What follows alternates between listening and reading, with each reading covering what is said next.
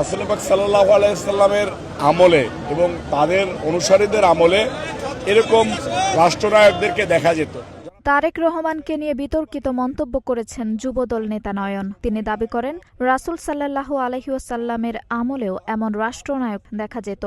মন্তব্যটি সামাজিক মাধ্যমে ছড়িয়ে পড়ার পর শুরু হয়েছে ব্যাপক আলোচনা সমালোচনা। ধর্মীয় ও রাজনৈতিক মহলে সৃষ্টি হয়েছে মিশ্র প্রতিক্রিয়া। জনাব তারেক রহমান সাহেব দেখেন কুরবানি ঈদে যাতে রাস্তায় বর্জ্য ময়লা এগুলা পড়ে না থাকে সে কারণে 4 ঘন্টা একজন প্রধানমন্ত্রী রাস্তায় রাস্তায় ঘুরেছেন।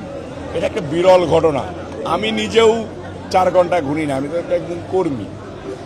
আমার মনে হয় না যে কোনো সরকারের সময় কোনো মন্ত্রী কোনো এমপি রাস্তায় রাস্তায় 4 ঘন্টা ঘুরছে তার নিজ এলাকায়, আমার মনে হয় না। জনাব তারেক রহমান সাহেব ঢাকা শহর ধরে সিটি কর্পোরেশনের প্রশাসকদেরকে নিয়ে 4 ঘন্টা রাস্তায় ঘুরেছে। এটা বাংলাদেশের ইতিহাসের নজির এবং বিরল। দেখেন বর্তমান সরকারের মেয়াদ তো অল্প দিন, 3.5 বা 4 মাস চলতেছে। ইনশাল্লাহ বিএনপি যে কয়বার ক্ষমতায় থেকেছে জনগণের প্রত্যাশা অনুসারেই কাজ করেছেন। তারেক রহমান সাহেব এই 3-4 মাসেই জনগণের নেতাতে পরিণত হয়েছে।